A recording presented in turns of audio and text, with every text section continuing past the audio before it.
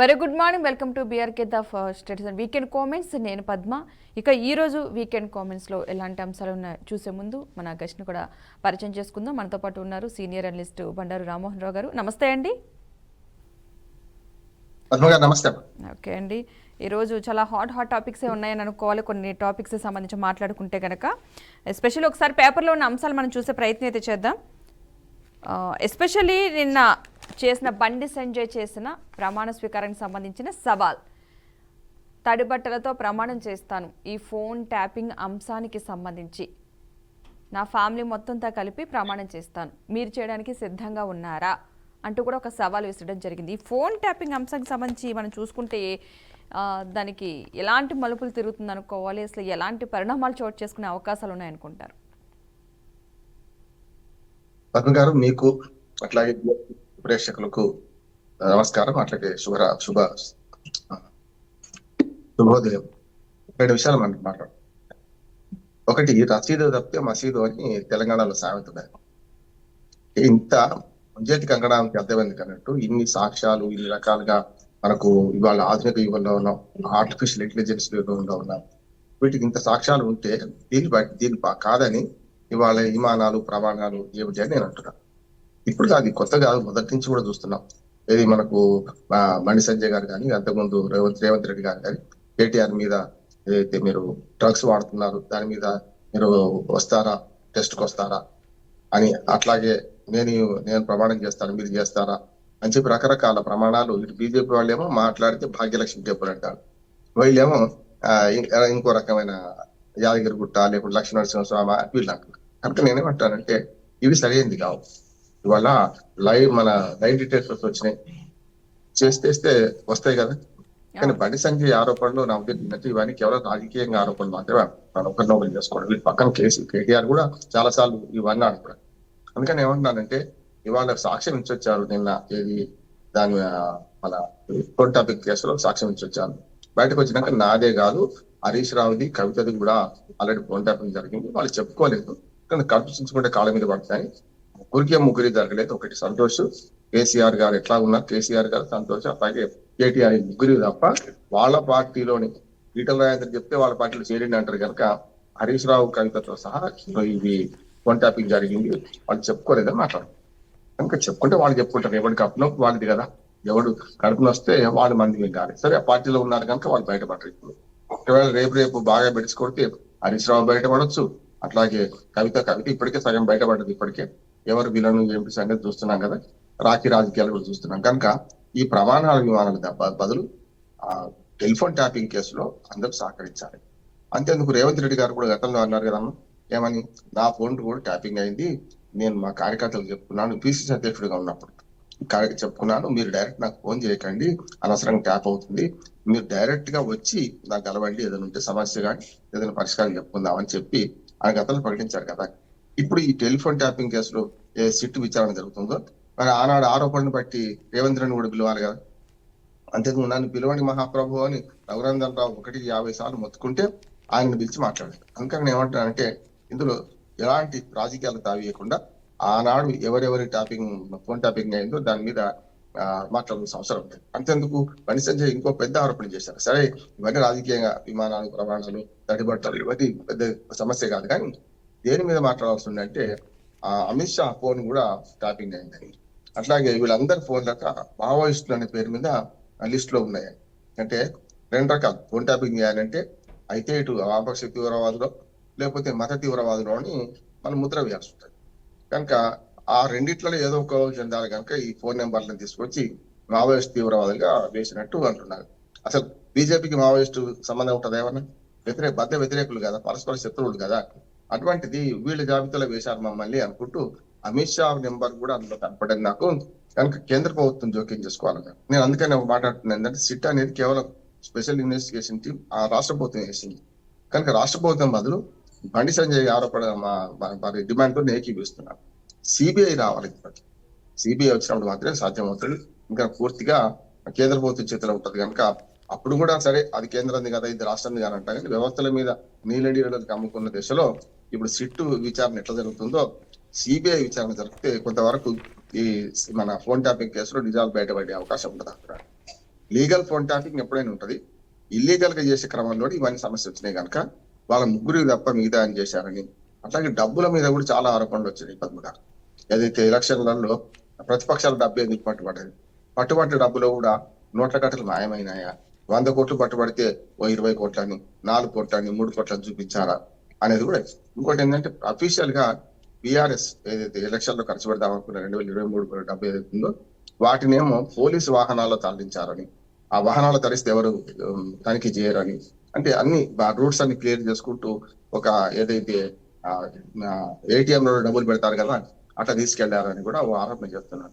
ఇవన్నీ ఆరోపణలు మాత్రమే. నిగ్గుదల అంటే సిట్ గాని సిబిఐ గాని పూర్తి సాక్ష్యాధారాలతో నిరూపించబడ్డప్పుడు మాత్రమే ఇవి రుజువు అవుతాయి. అడ్వకేట్ చెప్తున్నది ఏంటంటే ఇవన్నీ ఆరోపణలు చేసుకుంటే ఆరోపణ ప్రతి మాట కూడా రేపు చెల్లదు. కానీ ఆరోపణలో కొంచెం నిప్పులేంది పొగరాదు కదా పద్మ గారు. కనుక నిప్పులేంది పొగరాదు అనుకునే క్రమం చూసుకుంటే ఖచ్చితంగా మరి ఏం జరుగుతుందో చూద్దాం. ఈ విచారణలో ఏం జరగాలి ఎట్లా అని కేంద్ర మంత్రి స్వయంగా ఆనాడు బీజేపీ రాష్ట్ర అధ్యక్షుడు ఇవాళ కేంద్ర మంత్రి బండి సంజయ్ చెప్తున్నారు. సిబిఐ విచారణకి మరి కేంద్ర ప్రభుత్వం ఎందుకు ముందుకు వస్తలేదు అంటే మీరు అడగలేదు, మేము ఇవ్వలేదు, వీళ్ళు అంటారు. మేము అడిగితే వాళ్ళు పర్మిషన్ ఇస్తలేరని రాష్ట్ర ప్రభుత్వం అంటుంది, మన కేంద్ర ప్రభుత్వం అంటుంది. కానీ ఇప్పటికైనా సరే రాష్ట్ర ప్రభుత్వం సిబిఐ దాన్ని ఆహ్వానించాలి, అప్పుడు బాగుంటుందని నేను అనుకుంటున్నాను. ఓకే, తెలంగాణకు సంబంధించి మరొక అంశం చూసుకున్నట్లయితే కనుక పంచాయతీ ఎన్నికలు జరుగుతున్న నేపథ్యంలో బీసీ రిజర్వేషన్ అమలు అవుతుందా లేదా? ఈ బీసీ రిజర్వేషన్ అంశం ఏ పార్టీకి ఆ పార్టీ వాళ్ళకి అన్వయించుకునే ప్రయత్నం చేస్తున్నారు. కాంగ్రెస్ తన సాధ్యం అని కొందరైతే, బీఆర్ఎస్ ఆల్రెడీ అప్పట్లో ట్రై చేసింది కానీ వీరే అడ్డుపడ్డారు, అది ఖచ్చితంగా రావాలి. కానీ ప్రతి ఒక్కరూ అడిగేది బీసీ రిజర్వేషన్ 42% రిజర్వేషన్కి సంబంధించే మాట్లాడుతున్నారు. కానీ అది నిజంగానే అమలు అవుతుందా, అమలు అవడానికి అవకాశాలు ఉన్నాయా లేదా అనేది ఒక క్వశ్చన్ మార్క్ అయిపోయింది. దీన్ని మనం ఏ విధంగా చూడాలంటారు? అందరూ శాకాహారులే, రొయ్యల గంపలు మాయనంటున్నాయి. అట్లానే ఇప్పుడు అందరూ కూడా ఈ 3 పార్టీలు ఉన్నాయి, 3 ముక్కలాట ఎట్లా ఆడుతున్నారంటే బీసీల భుజాల మీద తుపాకులు పెట్టి ఒకరిని ఒప్పేసుకుంటారు. చూడండి, బీసీ చీలిపోయినారు, ఏ పార్టీకి ఆ పార్టీ తమ పార్టీ విధానమే కరెక్ట్ అని చెప్తూనే సన్నాయి నొక్కులు నొక్కుతారు. ఒక ఉదాహరణ చెప్తాను. అంటే ఈ మధ్యన గత వారం అంతా చూస్తే మన వీకెండ్ కామెంట్స్ కనుక గత వారం అంతా దీని మీద గందరగోళం జరిగింది. దానిలో ప్రధానంగా ఏం చేశారు, ఢిల్లీలో ధర్నా చేశారు కాంగ్రెస్ పార్టీ. ఏమనంటే మీరు మేము పంపిన బిల్లును యథాతథంగా ఆమోదించి పంపండి, ఏమైనా సవరణ నుండి చెప్పండి చేస్తాం, కానీ మీరు ఆమోదించి పంపాలి. 42% రిజర్వేషన్లు బిల్లును ఆమోదించడంతో పాటు దాన్ని 9వ షెడ్యూల్ చేర్చి మనకు తమిళనాడులో ఎట్లా జరిగిందో అట్లా చేయమని వాళ్ళు కోరుతున్నారు. దాని మీద ఎట్లా కేంద్ర ప్రభుత్వం బదనాం చేయాలి కనుక కేంద్ర ప్రభుత్వం అంటే మన ఢిల్లీలో ధర్నా చేశారు. కానీ విషయం ఏంటంటే జాతీయ స్థాయి ధర్నంలో రాష్ట్ర ప్రభుత్వం పూర్తిగా అధికారికంగా పాల్గొంటున్న సందర్భంలో ఆ ప్రభుత్వం ముఖ్యమంత్రితో సహా మంత్రులందరూ అక్కడ కూర్చున్న సందర్భంలో రాహుల్ గాంధీ, మల్లికార్జున ఖర్గే వీళ్ళు ఎందుకు రాలేదనే సమస్య వచ్చింది కదా. అంటే వాళ్ళ పార్టీలో కొంత ఎందుకు వెనుకబాటుతున్నారు, ఎందుకు మరి జాతీయ స్థాయి సమస్యగా దీన్ని చిత్రీకరించడం లేదు అనే మాట వస్తుంది. చాలాసార్లు ఒక మాట చెప్పుకోవచ్చు, మన కాంగ్రెస్ పార్టీ చాలా వేదికల్లో తెలంగాణ కులగణన ఒక మంచి ఆదర్శము, మీరు రేపు పొద్దున 2026, 27లో జనగణన చేస్తే కులగణన చేస్తే దీన్ని రోల్ మోడల్ గా తీసుకోండి అని 3 సార్లు రాహుల్ గాంధీ అన్నాడు, కాదంటలేదు. కానీ అసలు సమయం ఇప్పుడు అసలు టైంకి ఆఫీషియల్ గా అని సామెత ఉంటుంది. కనుక మీరు ధర్నా ఢిల్లీలో చేస్తున్నప్పుడు జాతీయ నాయకత్వం ఎందుకు రాలేదు? కేవలం ఏదో మొక్కుబడిగా ఇండి కూటమిలో కొన్ని మిత్రపక్షాలు వచ్చినాయి. ఇండి కూటమిలో ఇప్పటికే లుకలుకలు ఉన్నాయి. అటు మమతా బెనర్జీ కానీ ఇటు ఆమ్ ఆద్మీ పార్టీ కేజ్రీవాల్ కానీ ఎవరు ఇండి కూటమిలో మేము లేము, అసెంబ్లీ ఎన్నికలు ఇది పనికిరాదు, కేవలం పార్లమెంట్ ఎన్నికల్లో 2024 పార్లమెంట్ ఎన్నికల కన్నా ముందే మీ దీన్ని అనుకున్నాను తప్ప ఆ తర్వాత లేదనుకున్నారు. అందుకని ఇప్పుడు ఏముందంటే పంచాయతీ ఎన్నికలు జరగాయి అంటే రేవంత్ రెడ్డి గారు ఏమన్నా తర్వాత 2 రోజులు ఉండి ప్రధానమంత్రి అపాయింట్మెంట్ కోరి, ముఖ్యంగా రాష్ట్రపతి అపాయింట్మెంట్ కోరి విఫలమైన తర్వాత చిట్ చాట్ పెట్టారు కదా ఏది ఢిల్లీలో. ఆయన ఏమన్నారు చిట్ చాట్ లో స్పష్టంగా ఇక దారులు మోసుకపోతే ఇంకా చివరి దారి ఒకటే ఉన్నది, ఏబిసిలో 3వ మార్గం ఉన్నది. ఒకటేమో బిల్లు ఏమో వాళ్ళు ఆమోదించరు, వాళ్ళు అభ్యంతరాలు పెడుతున్నారు. ముస్లింలకు అనే పేరు బిల్లులో ఉంటే నేను దేనికైనా సిద్ధం అంటున్నాను. నిజమే, రేవంత్ రెడ్డి అన్నది కరెక్ట్. ఎక్కడ బిల్లులో ముస్లిం రిజర్వేషన్ అంటే లేవు. ఎక్కడొచ్చింది చిక్కంతా అంటే, అందుకని కొంచెం లీగల్ గా మాట్లాడుకుంటే ఎక్కడొచ్చింది చిక్కంతే మనకు ఏదైతే బీసీ కులగణన చేశారో అందులో గతంలో కులగణన కూడా జరిగింది. సమగ్ర సర్వే కావచ్చు, గతంలో ఈ కులగణన చేసినప్పుడు లేకపోతే ఇప్పుడు అమలు అవుతున్న రిజర్వేషన్లు కానీ ఇవన్నీ కూడా ఎట్లా అమలు అవుతున్నాయి అంటే బీసీలు అనగానే అందులో హిందూ బీసీలు, ముస్లిం బీసీలు అని వేరు లేరు. ఎక్కడున్నారు అంటే దూదేకుల, ఫకీర్లు ఇట్లాంటి వాళ్ళందరూ ఆల్రెడీ బీసీలో ఉన్నారు ఇప్పటికే. మన హైదరాబాద్ జిహెచ్ఎంసీ ఎన్నికల్లో అయితే 4 ఏళ్ల క్రితం జరిగిన ఎన్నికల్లో చూసుకుంటే మీకు చాలా మంది 35 మంది ముస్లింలు బీసీలు ఉన్న వాళ్ళు ఎన్నికయ్యారు, కాదంటలేం కదా. కనుక వాళ్ళు ఏమంటారు, ఎప్పుడైతే కులగణంలో మాత్రము ఈ తప్పు జరిగింది నేను కూడా అంటున్నాను. ఎందుకంటే ముస్లిం బీసీలు 10% అని 46% ఏమో హిందూ బీసీలు అని విభజించడం సమస్య వచ్చింది. బీసీలు అంటే అన్ని అందరు కలిసి 56% బీసీలు అంటే అయిపోయి 46+10 అనడం ఏమైందంటే 56% ముస్లింలు ఒకే ధర కలపకుండా రెండు వేరు చేయడం వల్ల బీజేపీ అభ్యంతర పెడుతుంది. కానీ బిల్లులో ఎక్కడా కూడా ముస్లిం బీసీలకు మేము వేరే ఇస్తున్నామని చెప్పి మాత్రం ఇవ్వలేదు. అందరు కలిపే ఉంటుంది. 56% బీసీలు ఉన్నారు, అందులో 42% రిజర్వేషన్లు బీసీలకు. రెండు బిల్లులు అక్కడ, ఒక బిల్లు ఏమో క్లారిటీ ఉండాలి. పార్టీలు కూడా ఏం చేస్తున్నాయంటే తిమ్మి చేస్తున్నాయి, అంటే అసత్యాలు అర్ధసత్యాలు వండి వారుస్తున్నారు.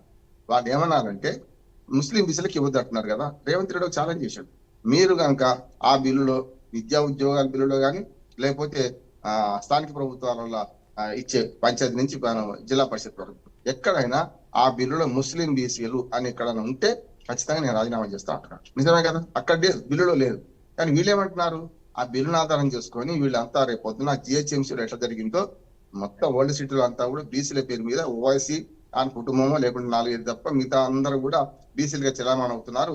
ఉన్న 13% ముస్లింలో 10% వాళ్ళకే ఇస్తే ఇక అసలు బీసీలకు హిందూ బీసీలకు దక్కేది మొన్నటిదాకా అంతకుముందు 34% రిజర్వేషన్ అమలు అయి ఉంది కనుక అది 32కి పరిమితం అయింది కదా, ఇంకా 2% తక్కువే కదా గతంలో రిజర్వేషన్లు కంటే అని చెప్పి కిషన్ రెడ్డి గారు కూడా క్లారిటీ సరిగ్గా ఉండలేదు. ఎందుకంటే వారు కూడా కేంద్ర మంత్రిగా ఉన్నారు, అనుభవజ్ఞుడు, మంచి సౌమ్యుడు, కానీ కొన్ని విషయాలలో కొంత అధ్యయనం చేస్తారని నేను అంటున్నాను. ఉదాహరణకు 27% ఇస్తున్నాం ఇప్పటికే, గత ప్రభుత్వంలో 27% ఇచ్చారని ఓ మాట మాట్లాడారు. 27% అనేది దేశవ్యాప్తంగా విద్యా ఉద్యోగాల్లో ఉన్నది, కానీ రాష్ట్రంలో పంచాయతీ ఎన్నికలు 22% పరిమితమైన బీసీలకు. అది దానికి పెండా బెల్లం కలిపి ఆయన కొంత మాట్లాడుతున్నారు. And then NDSA, national dam safety authority అనే మాట కూడా సరిగ్గా అనలేకపోతున్నాడు ఆయన. అదే కేంద్ర ప్రభుత్వ సంస్థ, కేంద్ర మంత్రి ఆయన. కనుక కొన్ని విషయాలలో కిషన్ రెడ్డి గారు కూడా సరైన కౌంటర్ ఇవ్వలేకపోతున్నాడు. అంటే వాస్తవంగా బీసీలను అడ్డం పెట్టుకొని అందరు రాజకీయాలు చేస్తున్నారు. అంతేందుకు గత వారం అంతా చూస్తే మీకు మొత్తం ఇదంతా పోరాటం అంతా బీసీల చుట్టే తిరిగింది. అంతకుముందు అసెంబ్లీలో మీ బీసీ రిజర్వేషన్ల మీద బీజేపీ ఒప్పుకున్నది ఈ బిల్ పాస్ చేయడానికి, చట్టం మారడానికి. అట్లానే బీఆర్ఎస్ ఒప్పుకున్నది, కాంగ్రెస్ ఎట్లాగో వాళ్ళు ప్రవేశపెట్టిన వాళ్ళు, ఎంఐఎం కూడా దానికి మిత్రపక్షంగా ఉన్నది. అందరూ కూడా బిల్లును ఆమోదించి కేంద్ర ప్రభుత్వం పంపినాక ఈ మళ్ళీ సన్నుడేంటి, సన్నాయి నొక్కులు ఏంటిది అంటే కేవలం ఈ బిల్లును ఆమోదించకుండా ఉండాలి. ఇప్పుడు ఎట్లా చేస్తారో చూద్దాం, హామీ మీది అమలు మాదా అనేమో బీఆర్ఎస్ అంటుంది. అందుకని బీసీ రిజర్వేషన్ ఇప్పుడు తేలేదు. అందుకని ఖేల్ కథం దుకాన్ బంద్. స్పష్టంగా చెప్తున్నాను, రేవంత్ రెడ్డి గారే నిరాశ నిస్పృహ కనపడేది. మన ఢిల్లీ మన చిట్చాట్ లో మాట్లాడుతూ నాకు రాష్ట్రపతి అపాయింట్మెంట్ ఇవ్వడం లేదు, రాష్ట్రపతి దగ్గర బోనిస్తలేదు అని చెప్పుకుంటూ ఆయన ఏమన్నాడు, చివరి అవకాశం మాకు ఒకటే ఉంది, పార్టీ పరంగా 42% రిజర్వేషన్ ఇస్తాం, అది మాత్రం సాధ్యమవుతుంది. మొదలు చెప్తున్నా, ఫస్ట్ బిల్లు పాస్ కాకముందే మీరు కనుక బిల్లు పాస్ చేయకపోతే, బిల్లును కనుక అందరూ అంగీకరించకపోతే మేము చివరి ప్రయత్నం ఒకటే ఉన్నది, బిల్లు పాస్ కాదు, ఆర్డినెన్స్ రాదు, ఏం చేయాలి కనుక 42% రిజర్వేషన్ మేమే పార్టీ పరంగా ఇస్తా అంటున్నాం. కానీ అది చెల్లదు అంటారు. పార్టీ పరంగా ఇస్తే వాళ్ళు ఇవ్వచ్చు, కానీ లీగల్ గా మాత్రం ఏదైతే 22%, 23% బీసీలకు పంచాయతీల్లో రిజర్వేషన్లు అమలు అవుతున్నాయో అది మాత్రమే లీగల్. మిగతా వాటిల్లో బీసీ కాకుండా వేరే వాళ్ళు పోటీ చేయొచ్చు. అప్పుడు ఏం చేస్తారు, వీళ్ళు పార్టీలను బ్లాక్మెయిల్ చేస్తారు. మరి ఇండిపెండెంట్ ఎక్కడ ఆపుతారు వాళ్ళు? ఆ సీట్లలో బీసీ మాత్రమే పోటీ చేసే పరిమితం ఉన్నది అన్నప్పుడు అందరు బీసీలే చేస్తారు. అది కాక జనరల్ ఎవరైనా చేయొచ్చు అన్నప్పుడు ఏం చేస్తారు, ఎవరైనా చేస్తారు. కనుక బీసీలకు మేము సొంతంగా ఇస్తామనేది మీ పార్టీ పరంగా మీరు నిర్ణయం తీసుకోవచ్చు, కానీ మిగతా పార్టీలను శాసించలేరు, మిగతా పార్టీలను మీరు వాళ్ళను ఖచ్చితంగా డిమాండ్ చేయలేరు. వాళ్ళు ఏమంటారు, ఇంకా హామీ మీది అమలు మాదా, కామారెడ్డి డిక్లరేషన్ ఇచ్చినప్పుడు ఆ సోయి ఉండాలి కదా, మరి ఎందుకు చేయలేదు అనే మాట వస్తుంది కదా. అందుకని ఇప్పుడు బీసీ రిజర్వేషన్ లో చివరి అవకాశం ఒకటే ఉన్నది. రేవంత్ రెడ్డి గారు ఆల్రెడీ అంగీకరించారు, ఒకటే మేము బీసీలకు పార్టీ పరంగా రిజర్వేషన్ ఇస్తాం, లేదనుకుంటే దానికి కూడా పార్టీ పరంగా రిజర్వేషన్ ఇవ్వడానికి కూడా పిఎస్సి సమావేశం జరగాలన్నారు. ఎందుకంటే రేవంత్ రెడ్డి గారు ఒక్కరు నిర్ణయం తీసుకుంటే లాభం లేదు. అక్కడ మనకు మన పొలిటికల్ అడ్వైజరీ కమిటీ ఒకటి ఉన్నది, ఇది కాంగ్రెస్ పార్టీలో దేశవ్యాప్తంగా, అది కూడా నిర్ణయం తీసుకోవాలి, అప్పుడు మాత్రమే సాధ్యం అవుతుంది అంటున్నారు. అందుకని బీసీ రిజర్వేషన్ అమలు సాధ్యం కాదంటున్నాను. ఇంకొకటి ఎలక్షన్ జరగాయి అనేది కూడా ఒకటి ఉన్నది. ఎలక్షన్ జరుగుతాయా అంటే దాని మీద కూడా చర్చ పడుతున్నారు. ఇప్పుడు ఈ రిజర్వేషన్లతో కనుక ఎన్నికలకు పోతే మిగతా 2 పార్టీలు దాడి చేస్తాయి, మాటలు దాడి చేస్తాయి. మీరు ఇస్తామన్నారు కదా, మీరు మునగాళ్ళు అన్నారు కదా, మేము పనికిరాని వాళ్ళు అన్నారు కదా అని బీఆర్ఎస్ అంటది కదా. మేము రిజర్వేషన్ ఎందుకు పరిమితం చేయాల్సి వచ్చింది? హైకోర్టు గ్యాప్ ఒకటి ఉంది, 50% రిజర్వేషన్ దాటొద్దని. అందుకు అనుగుణంగా మేము బీసీలకు రిజర్వేషన్ తక్కువ చేయాల్సి వచ్చింది. 28% 10% ఎస్టీలకు, 18% ఎస్సీలకు పోగా 28 పోతే 22% మేము ఇవ్వగలిగినాం. మీరు ఎట్లా ఇస్తారు చెప్పండి అని అంటే, మీరు ఇస్తామన్నారు కదా, ఎట్లా ఇస్తారు మీరే చెప్పాలి అని వీళ్ళు డిమాండ్ చేస్తున్నారు. ముస్లిం బీసీలు అనే పేరు మీదనేమో బీజేపీ పక్కకు తప్పుకుంటుంది. అందరూ నేను చెప్పినాను, అందరు కూడా ఏమవుతున్నారంటే బీసీల భుజాల మెత్తి పక్కలు పెట్టి అందరూ బీసీలకు అనుకూలమే, కానీ ఎవరు కూడా బీసీలకు రిజర్వేషన్ ఇవ్వరు. ఈ సరిగ్గా ఇటువంటి సీను గతంలో మహిళా రిజర్వేషన్ విషయంలో ఇప్పుడు కూడా అది నాటకం ఆడుతున్నాను. మహిళా రిజర్వేషన్ విషయంలో కూడా ఇంకొక 10 ఏళ్ల దాకా మహిళా రిజర్వేషన్ అమలు కాకుండా మెల్లగా దానికి అడ్డుకట్ట వేసి డిలిమిటేషన్, జనాభా లెక్కలు అంతకుముందు ఇవైన తర్వాత మహిళలకు సీట్లు పెంచుతాం అని ఎట్లా అంటున్నారు. ఇవాళ బీసీలకు 34%, 42% రిజర్వేషన్ అనేది ఒక కలగా మిగిలిపోతాయా అని నాకు అనుమానం. నేను వ్యక్తిగతంగా బీసీ రిజర్వేషన్ అనుకూలం, కానీ లీగల్ గా ఏం జరుగుతుంది చెప్తున్నా. లీగల్ గా మాత్రం ఇంతకంటే మించి ఇప్పటిదాకా జరగదు. కోర్టు ఆర్డర్ ఇప్పటికీ మెడ మీద కత్తిలా వేలాడుతుంది. సెప్టెంబర్ 30లోగా ఎన్నికలు జరుపుకానంటే ఇప్పటికే కాలం గడిచిపోతుంది. వాళ్ళ కోర్టు ఇచ్చిన మన గడువు కూడా రాష్ట్ర ప్రభుత్వానికి ఎప్పుడో ముగిసింది. ఎలక్షన్ కమిషన్ ఉంది. వచ్చే నెలలో ఎలక్షన్ చేసుకుందాం అనుకుంటే కూడా ఇప్పటి నుంచి మొత్తం అంత ప్రాసెస్ మొదలుపెట్టి వారం రోజులు టైం ఇచ్చి డిలిమిటేషన్ చేసి రిజర్వేషన్ ప్రకటిస్తే కూడా 30 లోపల ఎన్నికలు పూర్తి కావు. కాకపోతే వాళ్ళు ఏం చేస్తారంటే సెప్టెంబర్లో చివరిలో మొదలుపెట్టి, అయ్యా మేము ప్రాసెస్ లో ఉన్నాం, మమ్మల్ని కొంచెం ఆటంకపరచుకొని ఇంకో 2 నెలలు టైం ఇవ్వండి అంటారు. అక్టోబర్ లో ఎన్నికలు జరుగుతాయని నేను అంటున్నాను. నా ఊహ ఏంటంటే, జోస్యం కాదు, నా ఊహ ఏంటంటే ఈ సెప్టెంబర్ లో వర్షాలు ఉంటాయి, మాకు పండుగలు వస్తాయి కనుక అక్టోబర్ 2 తర్వాత అంటే దసరా తర్వాతనే దీపావళికి మధ్యన కానీ, లేకుంటే దీపావళి వెళ్ళిన తర్వాత అక్టోబర్ 10 కనుక దీపావళి కూడా 20కి అయిపోతుంది కనుక అక్టోబర్ నవంబర్లో ఎలక్షన్ జరిగే అవకాశం ఉందని నేను అనుకుంటున్నాను. పంచాయతీ ఎన్నికల పీఠముడి ఇప్పుడంతలో వీడదు. వీడితే ఈ రిజర్వేషన్ల పీఠముడి ఇంకా పెద్దది. ఈ జిలేబికా చక్కెర నుంచి తప్పించుకోవడానికి అన్ని పార్టీలు ప్రయత్నం చేస్తున్నాం. ఓకే, మరి మరొక అంశం అయితే చూద్దాం. యాక్చువల్గా నిన్న రాఖీ పండుగ. రాఖీ అంటే అన్నా చెల్లెళ్ళ అనుబంధానికి ప్రతీకగా అంటారు, సోదరిమణులకు సంబంధించి. నిన్న చూసుకుంటే ప్రత్యేకించి చాలా అందరూ ఫాలో అయ్యే, అటు కేటీఆర్ కవితకి సంబంధించి, ఏపీలో జగన్ షర్మిలకు సంబంధించి అన్నా చెల్లెళ్ళ అనుబంధం అంటే ప్రతి సంవత్సరం రాఖీ కట్టే ఈ చెల్లెళ్ళు రాజకీయం నేపథ్యంలో వెనకడుగు వేసి కట్టలేని పరిస్థితిలో ఉన్నారు. సో ఇది మనం ఏ కోణంలో చూడొచ్చు అంటారు? అనుబంధాలు సన్నగిలిపోతున్నాయి అనుకోవాలంటారా? పద్మ గారు, ముందుగా అంటే ఆలస్యంగానే సరే మీకు రాఖీ పూర్ణిమ శుభాకాంక్షలు. మీకు మనకు నిన్న కూడా చెప్పుకున్నాం, లేట్ గానే చెప్పుకోవచ్చు, నష్టమేం లేదు. ఇవాళ కూడా అన్నా చెల్లెలు ఇంకా రాఖీలు కట్టుకుంటున్నారు. చాలా మంది నిన్న చూస్తే మొత్తం హైదరాబాద్ లో ట్రాఫిక్ అంతా జామ్ అయిపోయింది. మధ్యాహ్నం 1 గంట 2 గంటలకు కూడా. సాయంత్రమేమో రాత్రి వర్షాలు చేయంగా మధ్యాహ్నం ఏమో చెల్లెళ్ళ దగ్గరికి అన్నల దగ్గర చెల్లెళ్ళు ఇట్లా మొత్తం మీద పోయిన సందర్భం చూసుకున్నాం. పెద్ద ఎత్తున నిన్నంతా ట్రాఫిక్ జామ్ కూడా అయింది. కనుక ఇవాళ రాఖీ రాజకీయం కూడా నడుస్తుంది అంటున్నాడు. దురదృష్టవశాత్తు పోయినసారి మనకు కవిత అంటే రాఖీ రాజకీయం ఏదో అంటున్నారు. కవిత గారు జైల్లో ఉన్నారు పోయినసారి, కనుక అన్నకు రాఖీ కట్టలేకపోయింది. ఈసారి కడతారా అంటే నిన్నటికైతే రాత్రి దాకా అయితే కట్టలేదు. నేనే చెప్పాను అదే. చాలా మంది ఈ మన ఆధ్యాత్మికవేత్తలు ఏమంటున్నారంటే, ఇవాళ కట్టకపోతే వినాయక చవితి లోపల ఎప్పుడైనా కట్టవచ్చు, నష్టమేం లేదు. అన్నా చెల్లెల అనుబంధం విడదీయాలంది కదా, రాఖీ కడితే ఉన్నట్టు లేకుండా లేదా అంటే కూడా దాన్ని ఒప్పుకోవచ్చు. కానీ కావాలని అంటే కొంత ఆ పొరపచ్చాలు వచ్చినాయి అనుకున్నప్పుడు రాఖీ ఎందుకు కట్టలేదు? మీరు షర్మిల గారు నాకు కట్టిన దాఖలు అయితే గతంలో కనపడతలేవు. వాళ్ళు ఉంటే మాత్రం, ఎందుకంటే వాళ్ళు కొంచెం మతం మారింది కనుక పాటించిందా లేదా. అట్లాగే ప్రియాంక గాంధీ, రాహుల్ గాంధీ గారు ఉన్నారు కదా, వాళ్ళు కూడా అక్క తమ్ములే కదా. ఉత్తర భారతదేశం ఆచారం గారు. ఇప్పుడు మనకు యాక్చువల్ గా జంధ్యాల పూర్ణిమ మనం పాటిస్తాం తప్ప పెద్దగా రాఖీ పూర్ణిమ లేకుండే. అంతేందుకు మనకు బాలగంగాధర్ తిలక్ గారు ఈ వినాయకుని ఉత్సవాలను తీసుకొని స్వతంత్ర ఉద్యమానికి ఏదైనా ఒక బహానా ఉండాలి, అందరు కలవడానికి ఒకటి ఉండాలని చెప్పి అప్పుడు వినాయక మండపాల ద్వారా స్వాతంత్రోద్యమాన్ని ప్రేరేపించినట్టే ఇప్పుడు తర్వాత బతుకమ్మ పండుగను కవిత గారు చాలా ఐకాన్ గా అంటే సాంస్కృతిక విప్లవం ద్వారా తీసుకొని వచ్చినట్టు తెలంగాణలో బతుకమ్మను బాగా నిలబెట్టింది, కాదంటలేదు. కానీ ఇప్పుడు ఏంటంటే ఈ పేరు పెట్టుకొని రాఖీ పూర్ణిమ అనేది మనకు ఎక్కువ ప్రచారంలో ఈ మధ్యన 20-30 ఏళ్ళ నుంచి వచ్చింది, అంతకుముందు లేకుండే. కానీ రాఖీ పూర్ణిమలో మరి ఆమె ఎందుకు కట్టలేదు అనేది దానికి సమస్య వస్తుంది. నేను ఒక మాట అన్నా నిన్న, కవిత గారికి సలహా ఇచ్చాను. ఎందుకంటే బయట ఉన్నారు కదా, ఇప్పుడు అప్పుడు జైల్లో ఉన్నారు, చేయలేదు. వాటికైనా సరే అన్నా చెల్లెలు అనుబంధం పెట్టుకోవద్దు కదా. రాజకీయాలు విభేదాలు ఉంటే ఉండనియచ్చు, కానీ మీరు అన్న దగ్గరికి వెళ్ళొచ్చు కదా, ఆయన వద్దని అన్నాడు కదా. ఆయనకు మనకు ఒక రకంగా ఆయనకున్న మన కేటీఆర్ గారి కనుక అదే ఒక సమర్థత లేకుంటే ఓ త్యాగం ఉంటే చెల్లదేరు నేను పోతాను రావచ్చు కదా. అంటే ఇక్కడ ఇద్దరు భీష్మించుకొని కూర్చొని నేను చెల్లదేరు పోనని అన్నదేరు నేను పోనని చెల్లి అనుకుంటే కష్టం. అందుకని కేసీఆర్ పక్కన దయ్యాలు ఉన్నాయి అనే మాట ఆమె అన్నప్పుడే చెప్పాను నేను. అసలు దయ్యాలు ఎవరుంటారు? మహా అయితే ఆ 4 స్తంభాలు ఆట ఆడుతున్నారు, 5 స్తంభాలు ఆట ఆడుతున్నారు, వాళ్ళే ఉంటారు. బయట వాళ్ళు అయితే కేసీఆర్ దగ్గర బిడ్డకు వ్యతిరేకంగా సాక్ష్యం చెప్పి బిడ్డకు వ్యతిరేకంగా మాట్లాడే ధైర్యం ఎవరు చేయరు. కనుక సంతోష్, హరీష్, కేటీఆర్, కవిత ఈ 4 పిల్లర్లు మధ్యన నిట్టాడులాగా కేసీఆర్ గారు ఉన్నారు. మన టెంట్ వేస్తారు కదా మధ్య పెద్ద టెంట్, అట్లా. కనుక 5 ముక్కల ఆటలు లేకుంటే 5 స్తంభాల ఆటలోనే కేసీఆర్ గారు మధ్యన ఉన్నారు, చుట్టూ 4 ఉన్నారు. ఈ విభేదాల దానిలో ఒకరు గుండెల మీద కుంపట్లాగా అటు కూతురు ఇటు కొడుకు. కనుక ఈ విషయంలో నేను అనుకుంటున్నా ఏంటంటే ప్రఖ్యాత రచయిత బుచ్చిబాబు అంటారు, రాజకీయాలు కంటే ప్రజలు చెడిపోవడానికి లేకుంటే ప్రజల మధ్య అగాధం సృష్టించే రెండు అహం, ఆర్థికం అంటారు. అంటే అహం నన్ను మించిన వాడు అంటే అహం, ఆర్థికం కూడా వస్తుంది. ఇప్పుడు ఇక్కడ 2 ఉన్నాయి. అహం ఆర్థికంతో పాటు గతంలో కారల్ మార్క్స్ కూడా అనేవాడు ఏమనంటే మానవ సంబంధాలన్నీ కూడా ఆర్థిక సంబంధాలు.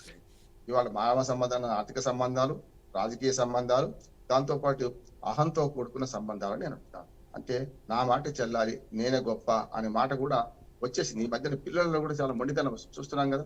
చిన్న పిల్లలు కూడా పెద్దవాళ్ళ మాట వినడం లేదు, వాళ్ళ మాట వాళ్ళే వినడం లేదు. అందుకనే ఈ 3 అంటున్నా, కారల్ మార్క్స్ నుంచి మొదలుకొని బుచ్చిబాబు దాకా చూసుకుంటే మనకు మన రాజకీయాల్లో ఖచ్చితంగా మనకు మానవ సంబంధాలు పూర్తిగా ఆర్థిక సంబంధాలు మారినాయి, రాజకీయ సంబంధాలుగా మారినాయి. వ్యక్తిగతంగా అహం అనే ప్రవేశించింది కనుక నేనెందుకు పోవాలి మా అన్న దగ్గరికి ఆమె అనుకోవచ్చు, నేనెందుకు పోవాలి మా చెల్లె దగ్గరికి ఈయన అనుకోవచ్చు. కానీ అట్లా ఉండదు, అది అట్లా ఉండొద్దు. నా ముందు మానవ సంబంధాలు ఎప్పుడు కూడా బాగా ఉండాలి. ఆర్థిక సంబంధాలు ఉంటే కాదని లేదు. అంతెందుకు, ధరణి పోర్టల్ వచ్చిన తర్వాత మా పేరు మీద భూమి ఉంది మేము అమ్ముకుంటామని చాలా మంది అన్నా చెల్లెల్లో విభేదం వచ్చింది, తల్లి కొడుకుల్లో విభేదం వచ్చింది. అంటే ఎవరు చూసినాం కదా మనం, నా పేరు మీద ఉంది నేను వచ్చేస్తా అని చెప్పి చాలా మంది దాదాపు 7-8 ఏళ్ల క్రితం పెద్ద ఎత్తున ఘర్షణలు కూడా జరిగినాయి. అన్నా చెల్లెళ్ళ మధ్యన, లేకుంటే ఆడబిడ్డలకు మన వదినలకు మధ్యన, అత్తకు మామకు మధ్యన ఇవన్నీ జరిగినాయి, మనం చూస్తున్నాం. కనుక ఆర్థిక సంబంధాలు లేకుండా ఏం లేవు. కనుక ఇప్పుడైనా సరే అటు షర్మిల గారు జగన్మోహన్ రెడ్డి విషయంలో కూడా మనం అదే గమనిస్తున్నాం. ఇంకా నయం, ఎందుకంటే మనకు కవిత గారు చాలా నయం, ఎందుకంటే ఆమెకు తండ్రి సముచిత స్థానం ఇచ్చాడు. కానీ మొత్తం మీద రాజకీయాల్లో ఆడవాళ్ళు అన్యాయం అయిపోతున్నది నా ఆవేదన కూడా. ఇది ఒక్కటే కాదు, మీరు చూడండి రాజకీయాల్లో అన్నా చెల్లెళ్ళు అక్కా తమ్ములో ఉంటే ఆడవాళ్ళు ఇక్కడ కూడా మగవాళ్ళ అంటే మించి వారసత్వ రాజకీయాలు కొనసాగించలేకపోతున్నారు. చూడండి కనిమొళి స్టాలిన్ ఎవరు ముఖ్యమంత్రి అయ్యిండు, కనిమొళి ఎందుకు కాకూడదు? అట్లానే మనకు పూర్తిగా జగనన్న వదిలిన బాలనాయన అని చెప్పి 3000 కిలోమీటర్ల పైగా తెలంగాణలో ఆయన మన జగన్మోహన్ రెడ్డి గారు జైల్లో ఉన్నప్పుడు ఆమె మొత్తం తిరిగింది కదా. అటువంటి అప్పుడు మరి షర్మిలకు ఏం న్యాయం దక్కింది? కనీసం ఒక ఎమ్మెల్యే అయిందా? ఇప్పటిదాకా ఎందుకు కాలేదు అనే సమస్య వస్తుంది కదా. ఇక్కడ కూడా అంతే, ఇక్కడ కవిత కొంత న్యాయం దక్కింది, కనీసం ఓసారి ఎంపీ అయింది, ఓసారి ఎమ్మెల్సీ అయింది. మరి అంతకంటే మించిన వాళ్ళు లేరు ఆడవాళ్ళలో మనకు బీఆర్ఎస్ లో. అంతేందుకు మనకు ప్రియాంక గాంధీ, రాహుల్ గాంధీ ఉన్నారు. మరి ప్రియాంక గాంధీ ప్రతిపక్ష నాయకురాలు ఎందుకు కాలేదు? రాహుల్ గాంధీ ఎందుకు అయిండు? అంటే ఖచ్చితంగా పురుషాధిక్య సమాజంలో వారసత్వ రాజకీయాల్లో కూడా మహిళల పట్ల వివక్ష కొనసాగుతుంది, అది ప్రశ్నించాల్సింది ఎప్పుడైనా. కానీ ఇప్పుడు కవిత కేటీఆర్ విషయానికి వచ్చేవరకల్లా తండ్రి కొంత న్యాయం చేసినా సరే నాకు అడ్డంగా ఉన్నాడు, రేపు పొద్దున ముఖ్యమంత్రి అయితే నేనే కావాలి అనే మాట కవితకు వచ్చింది. కవితలో అహం పెరిగింది, పార్టీ కంటే నేనే మిన్నా అనుకున్నది. కానీ ఇది కరెక్ట్ కాదు. ఇప్పుడు కూడా దేశం కంటే మనకు మన వ్యక్తి కంటే పార్టీ గొప్ప, పార్టీ కంటే దేశం గొప్ప అనుకుంటే ఈ సమస్య రాదు. ఎప్పుడు చూడండి కవిత గారికి ఇప్పుడు ఇంత జరుగుతున్నా కూడా పార్టీ ఎందుకు వెనుదన నిలబడలేకపోతుంది? ఎప్పుడు కూడా పార్టీని కాదని నేనే గొప్ప అని అనుకున్నది ఆమె, అప్పటి నుంచి పడిపోయింది గ్రాఫ్. మీరు ఎన్ని చెప్పినా ఆడబిడ్డ నన్ను నా మీద ఇన్ని మాటలు దాడులు జరుగుతుంటే ఎందుకు నా వెంట రావడం లేదు పార్టీ అని అంటుంది. తండ్రి గుండెల మీద నువ్వు దాన్ని ఇవాళ అన్నా చెల్లెల మధ్య పంచాయతీ పెట్టుకొని మీరు మొత్తం పార్టీని అంతా అదలాకుతలం చేసి పార్టీ క్యాడర్ ఎటువైపు చూడాలో అటు కూతురు, ఇటు కొడుకు, అటు తండ్రి, ఈ 3 ముక్కలాట్లు మేము ఎటుపోవాలి అని తేల్చుకోలేక సతమతం అవుతున్నారు ఇవాళ బీఆర్ఎస్ నాయకత్వం అంతా. ఎవరైనా బయటపడితే వాడను ఢిల్లీ పుట్టని నువ్వు రకరకాలుగా మాట్లాడినావు కదా. వ్యక్తిత్వంగా బాడీ షేమింగ్ చేస్తే నువ్వే అంటుంది, కానీ జగదీష్ రెడ్డి పట్ల నువ్వేం మాట్లాడినావు? తప్పు కదా.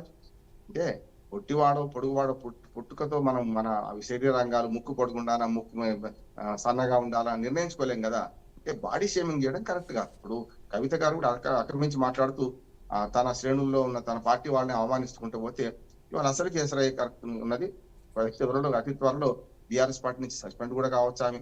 అంటే అన్నా చెల్లెల మధ్యని పోటీ కనుక ఇదంతా మూడున్నాయి. అహం ఉంది, రాజకీయం ఉంది, అట్లానే ఆర్థికం ఉంది. ఆస్తుల పంపిణీ కూడా ఇది వస్తుందని అనుకుంటున్నాను. షర్మిల జగన్మోహన్ రెడ్డి మధ్య ఆస్తుల పంపిణీ పంచాయతీ బహిరంగంగా బయటపడ్డది కదా ఇవాళ. అందుకని ఏమంటా అంటే ఈ రెండు తెలుగు రాష్ట్రాల్లో అన్నా చెల్లెల పంచాయతీ ఎంతవరకు చూస్తాం. కానీ మానవ సంబంధాలు బాగుండాలి. రాఖీ పుణ్యం నాడన్నా కనీసం వాళ్ళు ఒకరినొకరు పలకరించుకొని కట్టుకుంటే బాగుండేది మనం అందరం అనుకుంటున్నాం.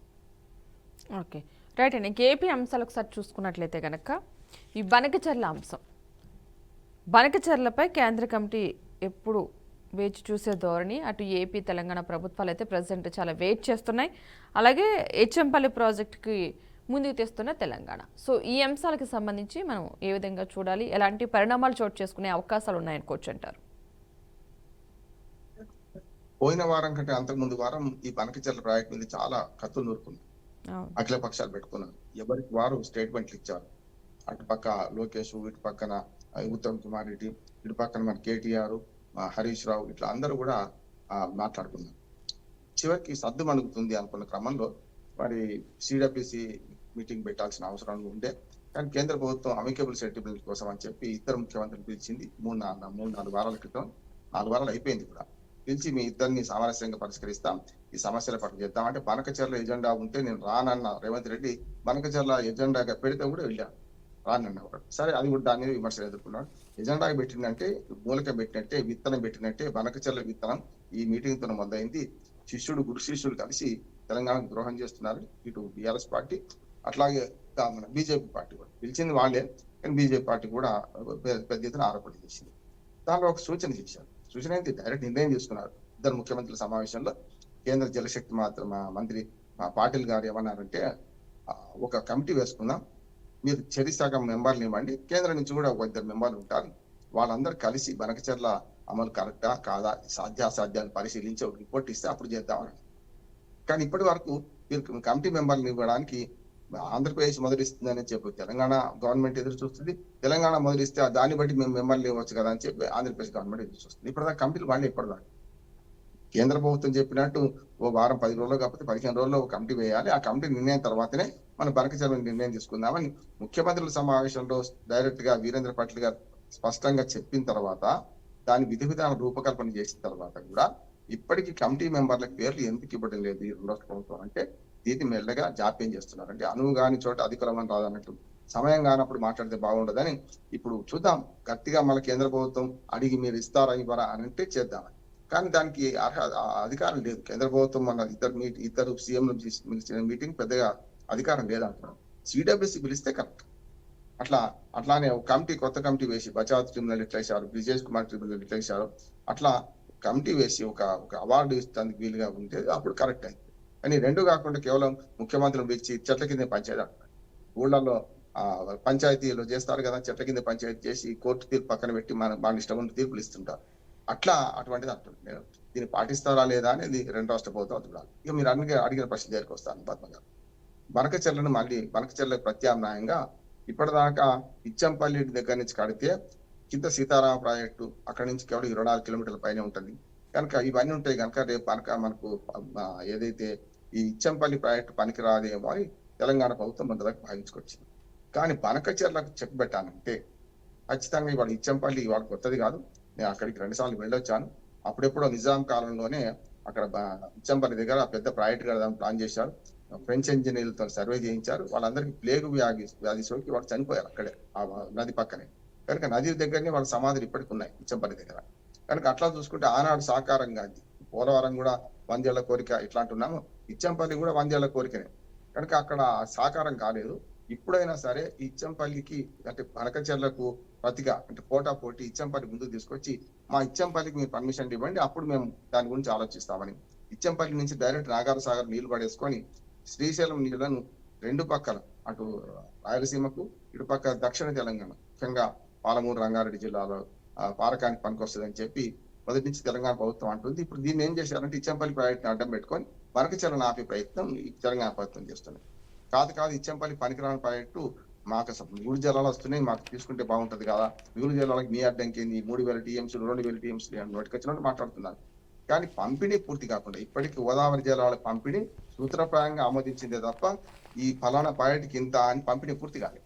968 టీఎంసీల నీళ్లను తెలంగాణ కేటాయించాలంటే 968 టీఎంసీలు కానీ ప్రాజెక్టులన్నీ కూడా ప్రిస్క్రైబ్ చేయాలి. ఈ ప్రాజెక్టులలో ఈ డ్యామ్లలో ఈ నీళ్లు నిల్వ అని చెప్పి చేయలేదు. అట్లా 515 టీఎంసీలు ఆంధ్రప్రదేశ్కి ఇచ్చేది కూడా ఫలానా ప్రాజెక్టు కింద అని వాళ్ళు కూడా కేటాయించలేదు. ఈ రెండు పోగా సుమారు 1,500 టీఎంసీలు 2 రాష్ట్రాలకు పంచగా మిగిలితే అవి ఛత్తీస్గఢ్కు చెందుతాయి, ఒరిస్సాకు చెందుతాయి, మహారాష్ట్రకు చెందుతాయి. ఇన్ని రాష్ట్రాలు మధ్యన మధ్యప్రదేశ్ కొంత భాగం ఉంటది. ఇవన్నీ రాష్ట్రాలు పంచుకోంగ కదా మనకు వచ్చేది. కనుక మిగులు జలాలు అనేది ఇప్పటిదాకా తేల్చే అవకాశం లేదు. నేను ఎప్పుడు ఒక మాట అంటుంటాను పద్మగారు, అంటే మెరిసేదంత బంగారం కాదు, పారేవన్నీ మిగులు జలాలకు కావు. గోదావరిలో నీళ్లు వెళ్తున్నాయి కిందికి అంటే దానికి కారణం ఏంటంటే మీద ప్రాజెక్టు పూర్తి చేసుకోకపోవడం. అది పాలకుల పాపం, ప్రకృతి శాపం కాదు. ప్రకృతి ఎప్పుడు నీళ్లు ఇస్తూనే ఉంది. గోదావరిలో కృష్ణలో నీళ్ళు ఒకసారి బాగా వచ్చింది, కృష్ణలో మంచి బ్రహ్మాండమైన నీళ్ళు వచ్చినాయి ఈసారి.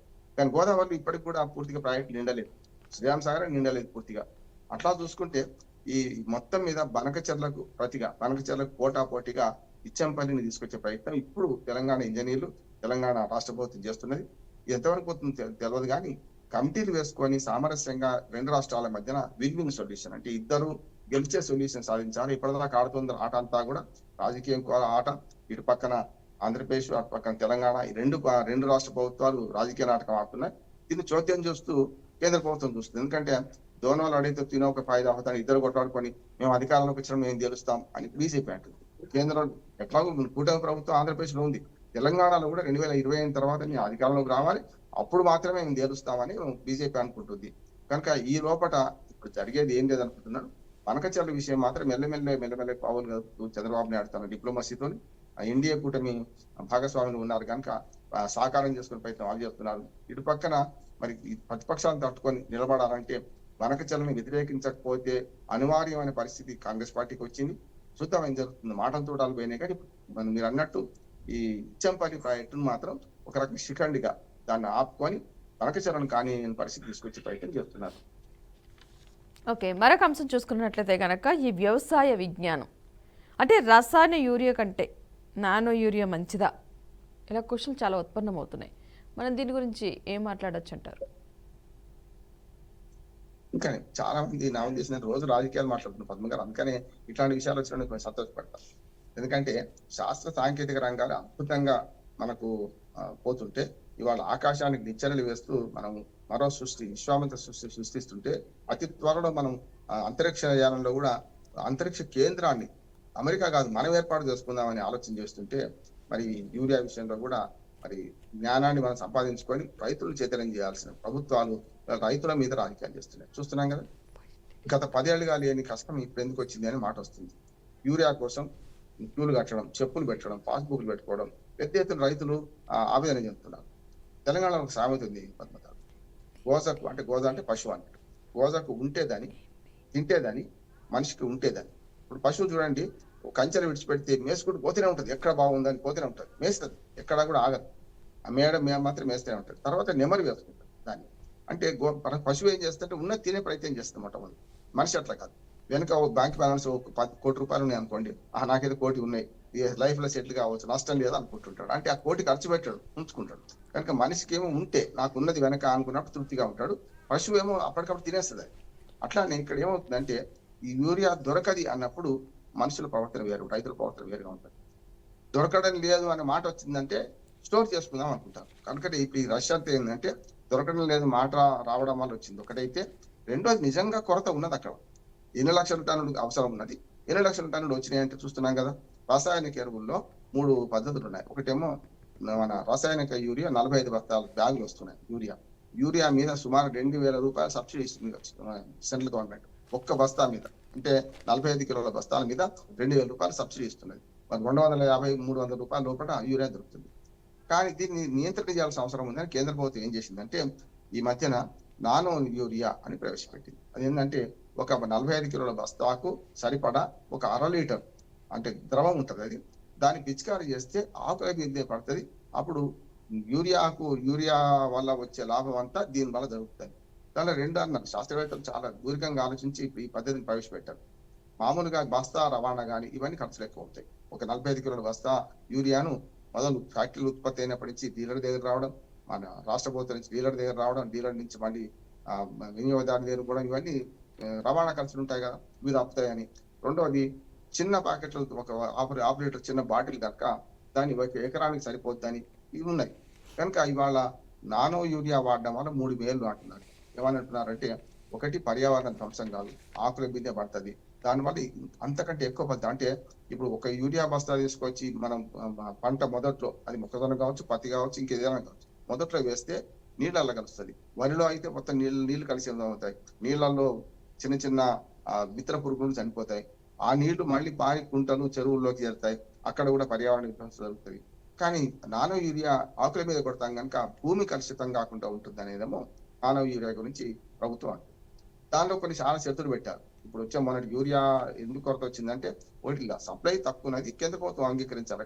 కాదు మేము కరెక్ట్ సప్లై చేస్తున్నామని దబాయిస్తున్నది. ఇటు రాష్ట్ర ప్రభుత్వం కూడా ఏం చేస్తున్నది, వేలగా వస్తలేదు అనుకుంటే దాని కారణం ఏంటంటే ముందస్తు జాగ్రత్త లేకపోవడం. దీపం ఉన్నప్పుడు ఇల్లు చక్క పెట్టుకోవాలంటాం కదా, వర్షాలు ఒక నెల పోయినాయి. జూన్లో మొత్తం వర్షాలు పడలే. జూలై 15 నుంచి మెల్లగా 100 నెల కాలం వెనకైంది. కనుక మనకు వ్యవసాయంలో ఒక సామెత ఉంది పద్మ గారు, ఏమనంటే ముందాన్ని ఉండాలి, మందాన్ని ఉండాలి. మంద అంటే తాగే మంది కాదు, ముందాన్ని అంటే అదనలో నాట్లు కావాలి. మందు అంటేనేమో ఎరువులు ఇవన్నీ కూడా అందించాలి. అంటే సప్లిమెంట్స్ అందిస్తే కొంచెం వెనక ఆ నాట్లు వేసుకున్నా దానికి అందుతుందని చెప్పి వ్యవసాయంలో ఈ సామెత మొదటి నుంచి ముందాన్ని ఉండాలి, మందాన్ని ఉండాలి.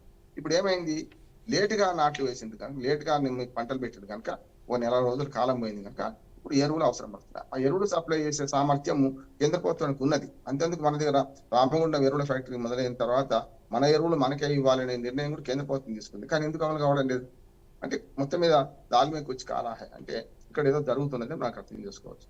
అట్లాగే కాంప్లెక్స్ ఎరువుల విషయంలో కూడా వీళ్ళకు రైతులకు అవగాహన కల్పించాలని కూడా ఆ సంఘం చెప్తుంది. ఏమనంటే, కాంప్లెక్స్ ఎరువులను మీరు ముఖ్యంగా జింక్ లోపం ఉంటుంది, కొన్నిట్లో చాలా మిగతా పోషకాల లోపం ఉంటుంది భూముల్లో. కానీ యూరియా వేయగానే ఏమైందంటే, యూరియా పెద్ద ఎత్తున పంటను పచ్చగా ఉంచుతుంది, పెరుగుతుంది. దాన్ని తెలంగాణలో లోకల్ భాషలో ఏమంటారంటే, వరికి ఎక్కువ యూరియా వాడితే గౌసు పోతుంది అంటారు. అంటే బాగా కర్ర పెరుగుతుంది, అది మన వరి గుర్తులు తక్కువ వస్తాయి. కనుక అట్లా కాకుండా ఉండాలంటే ఎంత అవసరం అంత వేయాలి. ఇప్పుడు నిజంగా చెప్పాలంటే రైతులు వాడుతున్నది డబుల్ వాడుతున్నారు. అంటే ఒక్క బస్తా వేయాల్సింది 2 బస్తాలు వేస్తున్నారు యూరియా వాటికి వస్తున్నది కదా. మనం విదేశాల నుంచి మొత్తం అసలు ఎగుమతులు దిగుమతులు చూసుకుంటే మనం ఫస్ట్ మనం దిగుమతి చేసుకునేది మన రసాయనిక ఎరువులు. దాని మీద చాలా సబ్సిడీ ఇస్తున్నాం. చాలా విదేశీ మారకం ద్రవ్యం పోతుంది. అట్లాగే ఇంధనాలు మనం చూస్తున్నాం కదా. మూడోది నూనె గింజలు, పప్పు దినుసులు. ఈ మూడిట్లలోనే మనం మొత్తం దిగుమతులు అంటే మన డాలర్లన్నీ ఖర్చు అయ్యేది మూడిట్లు పోయింది. కేంద్ర ప్రభుత్వం చేసే మొత్తం ఖర్చులో ఇది విదేశీ మారకం ఇచ్చేది. ఒకటి ఇంధనము, రెండోది ఏమో మనకు ఎరువులు, పురుగు మందులు, ఎరువులే ముఖ్యంగా ఎరువులు. మూడోదేమో మనకు ఈ నేను చెప్పిన మన ఇంధన వనరులు, లేకుంటే ఎరువులు, దాంతోపాటు పప్పు దినుసులు, నూనె గింజలు. ఈ మూడే మనం పండించలేదు. పప్పు దినుసులు, నూనె గింజలు పండే అలవాటు మొత్తం పోయింది. ఇప్పుడు కేవలం అంతా వరి పెడుతున్నాం. అంటే సోమరిపోతుల వ్యవసాయం అంటున్నాను స్పష్టంగా. కొంచెం రైతుల కోపం వచ్చినా సరే కానీ నీళ్లు పారించుకుంటే అయిపోతుంది. వరి చాలా ఈజీగా. రెండోది కూడా అమ్మకానికి వాళ్ళ రైతులను కూడా నిందించాల్సిన అవసరం లేదు. వాళ్ళు ఏమనుకుంటున్నారంటే, మద్దతు ధర ఉంది, మంచి చెడు 2300 రూపాయలు వస్తున్నాయి క్వింటాల్కు, దానికి తోడు రాష్ట్ర ప్రభుత్వం 500 ఇస్తుందా లేదా తర్వాత సంగతి. 500 బోనస్ ప్రకటించింది సన్న వడ్లు అయితే. కనీసం గిట్టుబాటు అవుతుంది, నష్టం అయితే కాదు. వరి పండిస్తే నష్టం కాదు. కూరగాయలు పండించిన, ఇతరత్ర పత్తి పండించిన నష్టాలు లాభాలు లక్షల రూపాయలు మన అప్పులు మిగులుతాయని చెప్పి వీళ్ళు వరికి ఉన్నారు. కనుక నానో యూరియా వాడడం శ్రేయస్కరము అనే దాని మీద ప్రజలకు, ముఖ్యంగా వ్యవసాయదారులకు అవగాహన కల్పించాల్సిన బాధ్యత మనకి వ్యవసాయ శాఖ అధికారులు, ప్రభుత్వాన్ని. రెండోది ఈ ఎరువుల కొరత లేకుండా సప్లై చేయాల్సిన బాధ్యత కేంద్ర ప్రభుత్వాన్ని. నా ఉద్దేశం ఏంటంటే, రైతులను కూర్చొని ఈ రసాయనిక ఎరువులు వాడకండి, మీరు నానో యూరియా వాడండి. దానివల్ల చాలా పర్యావరణ నష్టం కాదు, మీకు కూడా లాభం. మీకు ఈజీగా రవాణా ఖర్చులతో పాటు తక్కువలో మీకు పెట్టుబడి కూడా సగానికి సగం తక్కువైందని చెప్పి చేస్తే మంచిది. శాస్త్రవేత్తల సూచనలు పాటించాలి. నానో యూరియాను బాగా ప్రమోట్ చేసుకోవాలని నేను కోరుతున్నాను. ఓకే, మనం ఇంకా నేషనల్ న్యూస్ ఒకసారి చూసుకుంటే కనుక, ఎలక్షన్ కమిషన్కి సంబంధించి అంటే కొన్ని నిర్ణయాలు తీసుకున్నా సరే, రాహుల్ గాంధీ ఎలక్షన్ కమిషన్పై కొన్ని వ్యాఖ్యలు అయితే చేయడం జరిగింది. ఓట్ చోరీ బంద్ కరో అంటున్న కాంగ్రెస్, దమ్ముంటే రుజువు చేయమంటున్న ఎలక్షన్ కమిషన్. అసలు ఏం జరుగుతుందంటారు? ఎలక్షన్ కమిషన్ తీసుకున్న నిర్ణయాలకు సంబంధించి రాహుల్ గాంధీ ఈ మధ్యకాలంలో చాలా ఎక్కువగా మాట్లాడడం కూడా జరిగింది కాబట్టి. చాలా అనకండి. ఎందుకంటే రాజకీయ పార్టీలు ఇక్కడ కూడా చాలా జిమ్మిక్లు చేస్తారు. తాము అధికారంలోకి వస్తేనేమో తమ గొప్ప, తాము గెలిస్తే, తాము ఓడిపోతే ఈవీఎం తప్పు అంటున్నారు. ఇప్పుడు రెండోది చెప్తున్నాను, ఎలక్షన్ కమిషన్ పూర్తిగా విఫలమవుతుంది, ఓటర్లను ఓటు చోరీ చేస్తున్నారు. బీహార్ ఉదాహరణ చూపెట్టి కర్ణాటక నిన్నగాక మొన్న కర్ణాటకలో పెద్ద ఊరేగి తీశారు. పెద్ద ఎత్తున మల్లికార్జున ఖర్గే సొంత రాష్ట్రం కదా, ఏఐసిసి దేశ అధ్యక్షుడు, అట్లాగే రాహుల్ గాంధీ వాళ్ళందరూ పెద్ద ఎత్తున ప్రెస్ మీట్ పెట్టి ఫలానా నియోజకవర్గం 1,00,000 ఓట్లు పోయినాయి, ఫలానా నియోజకవర్గం 1,00,000 ఓట్లు పెరిగినాయి అని కొన్ని ఉదాహరణలు చెప్పుకుంటూ ఎలక్షన్ కమిషన్ బదనాం చేస్తున్నారు. అంటే వాళ్ళు ఓడిపోతే ఎలక్షన్ కమిషన్ బదనాం అవుతుంది, వాళ్ళు గెలిస్తే మాత్రం బ్రహ్మాండంగా ఉన్నట్లు లెక్క. నేను కొన్ని ఉదాహరణలు చెప్తా. ఈవీఎంల మీద కూడా బీఆర్ఎస్ మనం ఓడిపోయింది కదా, మరి గెలిచినప్పుడు 88 సీట్లు గెలిచినప్పుడు, మరి అదే 64 సీట్లు గెలిచినప్పుడు 104 పెంచుకున్నప్పుడు మరి ఎలక్షన్ కమిషన్ తప్పు చేసినట్టు కదా. అందుకని ఏమంటున్నారంటే వీళ్ళందరూ కూడా తాము గెలిచినప్పుడేమో తమ గొప్ప, లేకపోతే ఈవీఎం తప్పు. ఇప్పుడు ఈవీఎంలో కాదు నిందించేది, ఇప్పుడు వీళ్ళు అసలు ఓటర్ లిస్ట్కే ఎసరు పెడుతున్నారు. మేము దీని మీద బాగా పనిచేసిన వాళ్ళం, 1997 నుంచి పనిచేస్తున్నాం. ఎప్పుడు కూడా గతంలో ఉన్న పొరపాట్లు ఇవాళ మనకు ఓటర్ లిస్ట్ లో లేవు. గతంలో చనిపోయిన వాళ్ళ ఓట్లు, డ్యూయల్ ఓటర్స్ అంటే 2 చోట్ల ఉన్న ఓట్లు ఉన్న వాళ్ళు చాలా మంది ఉండేవాళ్ళు.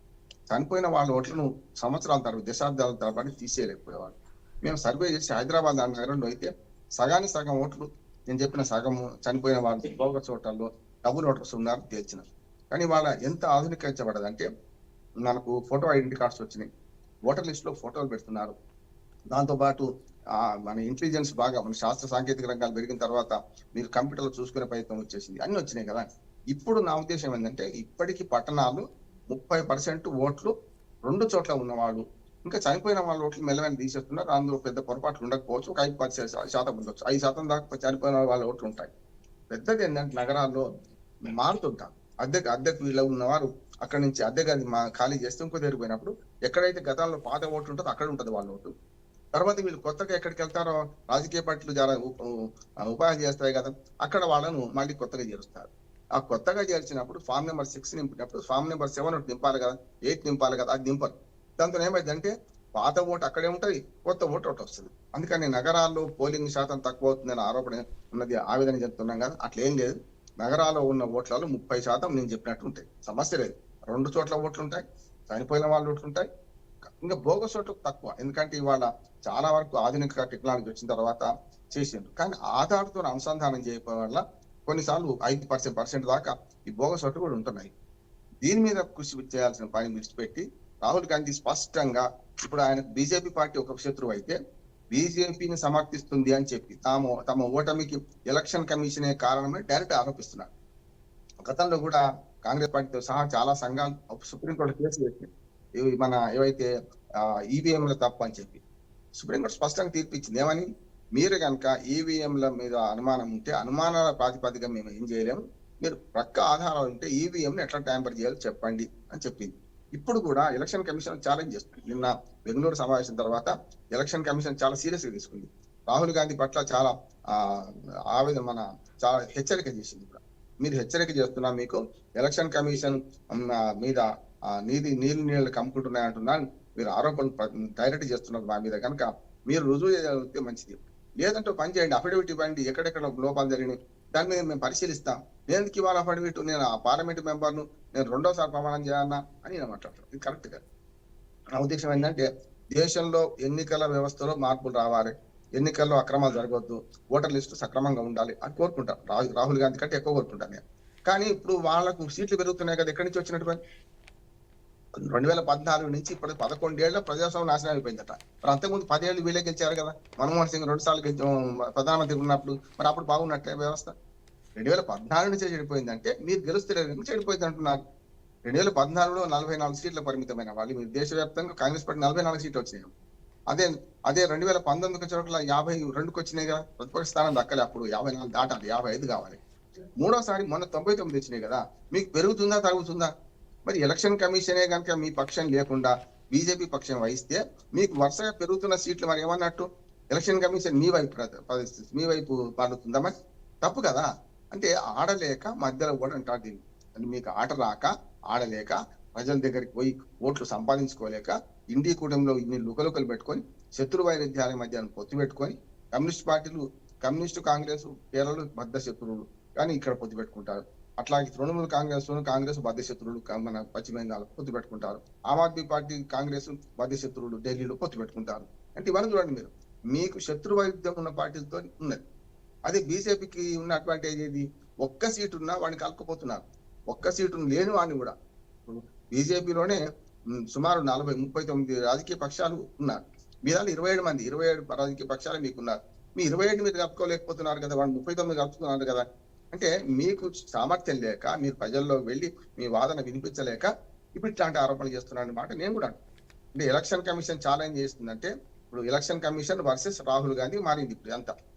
కనుక రాహుల్ గాంధీకి పరిణతి ఉందా లేదా అనే మాట సుప్రీంకోర్టు కూడా ఆ మధ్య చెప్పింది కదా. చూసాం రాహుల్ గాంధీ మాటలు చాలా దుర్మార్గంగా ఉంటున్నాయనే మాటను సుప్రీంకోర్టు నేను చెప్పింది కదా. సుప్రీంకోర్టు అనేది ఏమన్నది? దేశ సైనిక శక్తిని, సైన్యాన్ని మీరు కించపరిచే మాటలు, సైన్యం ఆత్మస్థైర్యాన్ని దెబ్బతీసే మాటలు మీరు మాట్లాడకండి, సరైన కావు ఇవి. మీరు లడక్ చైనా భూభాగం అప్పచెప్పారంటున్నారు కదా, మీరు అక్కడ ఉన్నారా? నిజమైన భారతీయులు ఇంత తీవ్రమైన వ్యాఖ్య సుప్రీంకోర్టు ఎప్పుడు చేయలేదు. నిజమైన భారతీయులు ఎప్పుడు కూడా దీన్ని ఇటువంటి మాటలు మాట్లాడరు అని రాహుల్ గాంధీకి చురకబెట్టింది. గతంలో చౌకీదార్ చోరహైన అన్న అప్పుడు చురకబెట్టింది. తర్వాత మోడీలు అందరూ దొంగలెందుకుంటారు అనే మాట అన్నప్పుడు కూడా దాని మీద కేసు పడితే అప్పుడు కూడా టీచర్స్ పాస్ చేసింది. ఇప్పుడు నిజమైన భారతీయులు ఎవరు కూడా ఇటువంటి మాటలు మాట్లాడరు.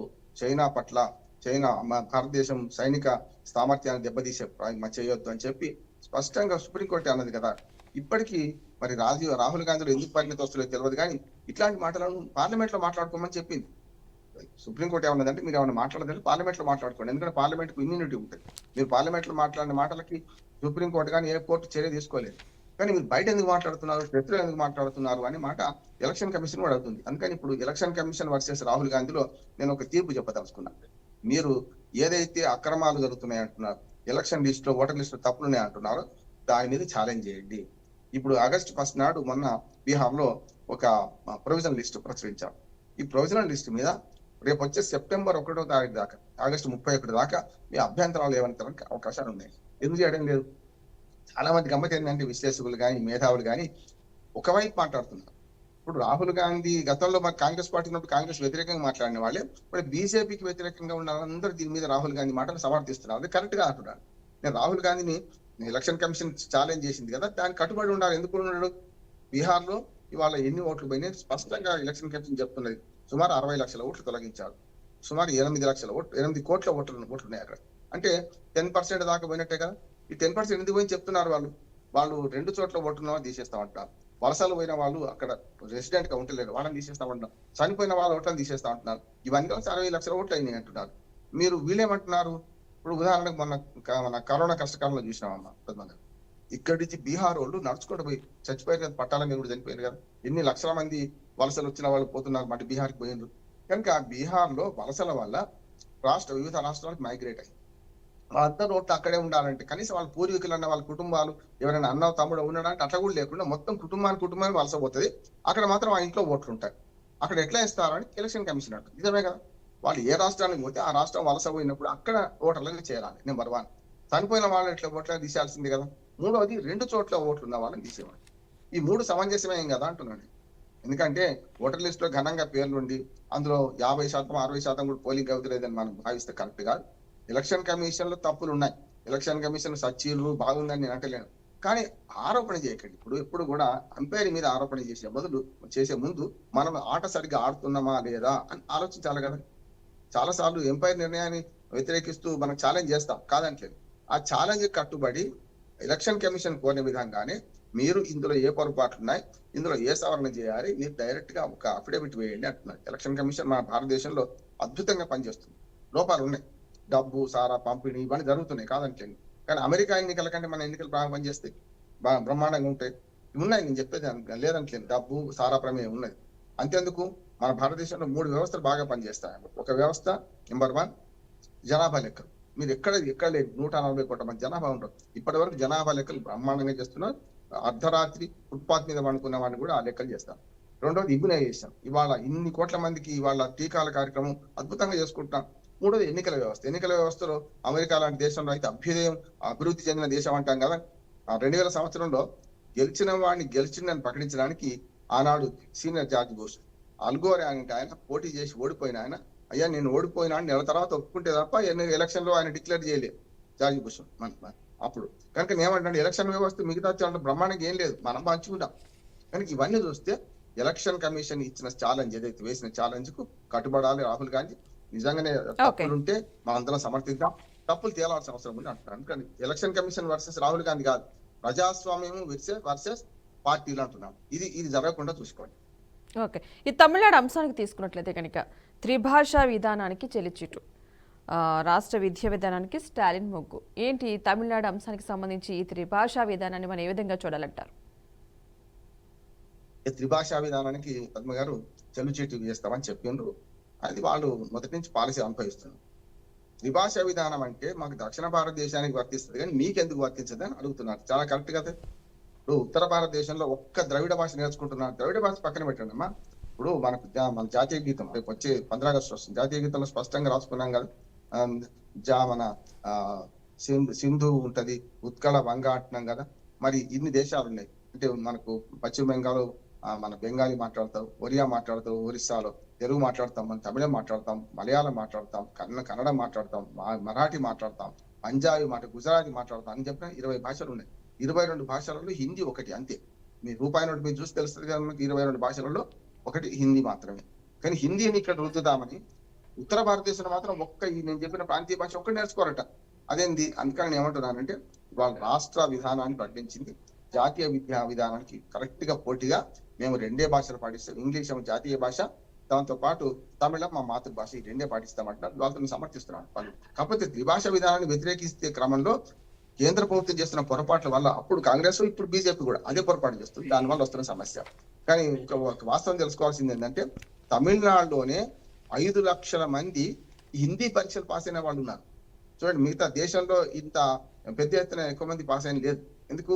వాళ్ళు హిందీ నేర్చుకుందామని ఆసక్తులు ఉన్నారు, కానీ ప్రాథమిక స్థాయిలో హిందీ రుద్దుతామంటే వ్యతిరేకిస్తున్నారు. అది వాళ్ళకి కావాల్సింది. హిందీ ఉంటే వాళ్ళ తమిళనాడు వాళ్ళు ప్రపంచమంతా వలస పోతున్నారు. ఎట్లా పోతున్నారు? అయితే ఇంగ్లీష్ వస్తుంది, లేకపోతే వాళ్ళ తమిళం భాష వస్తుంది. దురాభిమానం ఉంది, వాళ్ళకి కాదంటలేదు. కానీ వాళ్ళు చెప్తున్న ప్రాసెస్ ఏదైతుందో, మీరు దక్షిణ భారతదేశం మీద హిందీ రుద్దకండి అని అంటున్నారు. దానివల్ల వస్తున్న సమస్య నేను అంటున్నాను. దాన్ని మనం తమిళనాడు పాలసీ మనం సమర్థించవచ్చు. కేంద్ర ప్రభుత్వం చేస్తున్న ఈ హిందీ పెత్తనాన్ని మనం అందరం వ్యతిరేకించాల్సిన అవసరం. కానీ హిందీని వ్యతిరేకించవచ్చు. హిందీ గ్యారెంటీ మనం అందరం నేర్చుకోవాలి, మంచిది అంటున్నాడు. జాతీయ భాషగా హిందీ వస్తే దేశమంతా హిందీ భాషతో మనం తిరగొచ్చు కదా. దాన్ని ఆహ్వానిస్తూనే వాళ్ళు చేస్తున్న విధానాన్ని బట్టి ఇప్పుడు వీళ్ళు మారాల్సి వస్తుందని నేను. ఓకే, ఒక చిన్న అంశం లాస్ట్ ఫైనల్. రష్యాతో భారత్ మైత్రి బంధం మరింత బలపడుతుంది అనుకోవచ్చు అంటారా? ఎందుకంటే ట్రంప్ సుంకాల మీద సుంకాలు భారత్ మీద విరుచుకుపడ్డం, రష్యా నుంచి భారత్ చమురు దిగుమతి చేసుకుంటున్న నేపథ్యంలో చెప్పకనే చెప్తూ ప్రదర్శించడం కోపాన్ని. సో ఇప్పుడు భారత్ రష్యా మధ్య ఉన్న బంధం కాస్త బలపడుతుంది అనుకోవచ్చు అంటారు ఈ అంశాలన్నిటి బట్టి చూస్తుంటే? ఖచ్చితంగా నా ఉద్దేశం అంటే మా ఇంటికి మీళ్ళు ఎంత దూరం, మీ ఇంటికి మా ఇల్లు ఎంత 2-3 నిమిషాలు ముగించే ప్రయత్నం చేస్తారు. ఎందుకంటే చాలా రోజులు మాట్లాడుకుంటున్నాం కనుక. రష్యాతోని మీరు చమురు, రష్యాతోని మీరు ఏదైతే మనకు ఆయుధాలు సప్లై చేసుకుంటున్నారో మేము పూర్తిగా వ్యతిరేకిస్తామని ట్రంప్ అంటున్నారు. ట్రంప్ నాలాంటి విలేకరు మొన్న ఒక ప్రశ్న వేసిండు. మన అమెరికాలో ఆయన ఒక ప్రెస్ మీట్ పెడితే, అయ్యా వాళ్ళు అంటున్నారు కదా మీరు కూడా యురేనియం ఎరువులు ఈ 2 రష్యా నుంచి సప్లై చేసుకుంటున్నారు కదా, దిగుమతి చేసుకుంటున్నారు కదా, మీ సంగతి ఏందని. దానికి సమాధానం లేదు. అవునా, నిజమేనా? అట్లా దిగుమతి చేసుకుంటున్నామా? దిగుమతుల గురించి ఆలోచన చేస్తా, నాకు అంత పెద్ద వివరాలు తెలియదు అంటే మా మాట దాటేయడం కదా. అంటే మనం చేస్తే తప్పు, వాడు చేస్తే ఇక ఆ మాట నేను అనలేకపోతున్నాను. సంసారం వ్యభిచారం మాట. అందుకని ఏమంటున్నాను అంటే వాళ్ళు కూడా రష్యాతో చేస్తున్నప్పుడు వాళ్ళకి తప్పు కాదట అమెరికాకు, మనం చేసుకుంటే తప్పట. నేనేం స్పష్టంగా చెప్తున్నాను. మన అవసరాలు రీత్యా ఎవరు తక్కువ చమురు అమ్మితే వాళ్ళ దగ్గర తీసుకుంటాం, ఎవరు తక్కువ కాగితాలు మంచి సప్లై చేస్తే వాళ్ళ దగ్గర తీసుకుంటాం. కనుకనే ఇప్పుడు పుతిన్తో ఫోన్లో మాట్లాడడం, మన అజిత్ దోవల్ గారిని అక్కడికి పంపడం, రష్యాకి పంపడం, ఇవన్నీ కూడా చేస్తున్నారు. చైనాలో పర్యటన కూడా చేస్తారు మన మోడీ గారు. స్పష్టంగా రేపు పొద్దున చైనాతోని రష్యాతోని మనం మంచి సంబంధాలు తెచ్చుకుంటాం. చైనా నమ్మదగ్గ దేశం కావచ్చు, శత్రు దేశమే కావచ్చు, కానీ వ్యాపార రీత్యా పూర్ణ స్పర్ధలు విద్యలు అంటే వైరములు వాణిజ్యం అంది అన్నారు గురజారావు గారు అనడం. కనుక చైనాతో మనకు అవసరం ఉంది, మనతో చైనాకు అవసరం ఉంది, తీర్చుకుంటాం. రెండవది, రష్యా మొదటి నుంచి నమ్మదగ్గ మిత్రులు. మన స్వాతంత్రం వచ్చినప్పటి నుంచి ఇప్పటిదాకా కూడా రష్యా మనకు వ్యతిరేకంగా ఎప్పుడు పోలే. అందుకనే ఈ మధ్యన నెతన్యాహు ఏదైతే ఇజ్రాయెల్ ప్రధాని ఏమంటున్నాడంటే, ట్రంప్ కు ఇద్దరు జరిగింది కదా మంచి మిత్రులు వాళ్ళు, నేను కూడా ఇద్దరికి మంచి మిత్రుడిని, నేను కొన్ని సెటిల్ చేస్తా, చూద్దాం ఏం జరుగుతుందో. నెతన్యాహు మాట్లాడింది ఒకటి ఉన్నది. రెండోది ఏంటంటే ఒక మాట చెప్పి నేను ముగిస్తాను. ఇవాళ మొత్తం మనం మాట్లాడుకునే విషయాలలో ఒక స్థూలంగా ఒక విశ్లేషణ చేస్తాను నేను. పోస్ట్ ట్రూత్ అని ఒక కొత్త భావన ఈ మధ్యన ప్రపంచవ్యాప్తంగా వస్తుంది. పోస్ట్ ట్రూత్ అంటారు దాంట్లో. అంటే సత్యానంతర భాష అంటారు. సత్యం ఒకటి ఉంటుంది, దాన్ని మసిబూసి మారడిగా చేస్తూ మాట్లాడుతుంటారు. అది బీసీ రిజర్వేషన్ కావచ్చు, ఇప్పుడు నేను చెప్పిన విదేశాంగ విధానం కావచ్చు. అందుకనే ఒక సర్వే ఏం చెప్తుంది అంటే వాషింగ్టన్ పోస్ట్ ఈ మధ్యన ఒకటి సర్వే ప్రకటించింది. ట్రంప్ గారు అంటే మొదటి 4 ఏళ్లలో 2017 నుంచి 21 దాకా 2140 అబద్ధాలు ఆడింది. 2140 అబద్ధాలు ఆడింది. అంటే ఆ సగటున రోజుకు 6 అవాకులు చెవాకులు పెరిగిందట. దీన్ని నేను చెప్పిన మాట కాదు, సర్వే చెప్తుంది. ఆ సర్వే ఫలితాలు వాళ్ళు ఇచ్చారు. వాళ్ళు ఏం చేస్తారంటే ఈ పోస్ట్ ట్రూత్ అంటే ఏంటంటే ఒక విషయాన్ని మా ప్రజలకు భావోద్వేగం రెచ్చగొట్టే దాంతో ముడివేస్తారట. అసలు సత్యం ఒకటి ఉంటుంది, వీళ్ళు దాన్ని చెప్పరు. అది బీసీ రిజర్వేషన్ కావచ్చు, అన్నాచరణ అనుబంధం కావచ్చు, ఏదైనా కావచ్చు. వీళ్ళు ఏం చేస్తారంటే దాన్ని పక్కన పెట్టి మసిబూసి మారడిస్తారు. అట్లా ప్రజల మనోభావాన్ని రెచ్చగొట్టి రాజకీయ పార్టీలు ఆట ఆడుకుంటాయట. అందుకనే ఈ మధ్యన పోస్ట్ ట్రూత్ భావన గురించి అంతర్జాతీయంగా ఏ చర్చ జరిగిన ఏం చేస్తున్నారంటే ట్రంప్ ను ఉదాహరణ తీసుకుంటున్నారు. మన మానసిక శాస్త్రవేత్తలు ఏం చేస్తారంటే భగవద్గీతను కూడా మనకు చాలా పర్సనల్ డెవలప్మెంట్ లో భగవద్గీత శ్లోకాలను ఉల్లేఖించేస్తారు కదా. మంచి విశ్వగురు అంటారు, జగద్గురు అంటారు కదా కృష్ణుడిని. అట్లానే ఇప్పుడు జగద్గురువు లాగానే ట్రంప్ కూడా గురువుగా మారిపోయింది. ఒక్క మాట అన్న, గురువుగా మారిపోయిండు. పోస్ట్ ట్రూత్ లో ట్రంప్ ఈ మధ్యన వచ్చిన దానిలో రోజుకు 6 అబద్ధాలు అవాకులు చెవాకులు పేర్కొన్నారు కనుక ట్రంప్ ను ఉదాహరణ తీసుకొని ఇవాళ దేశంలోని రాజకీయాలు, ప్రపంచం రాజకీయాలు కూడా ముడివేయొచ్చని నేను. Okay, right. థ్యాంక్ యూ అండి రామ్మోహన్ రావు గారు, మంచి వివరణ విశ్లేషణ అందించినందుకు. సో చూసారు కదండి, ఇది BRK weekend comments. Keep watching BRK news Telugu సత్తా.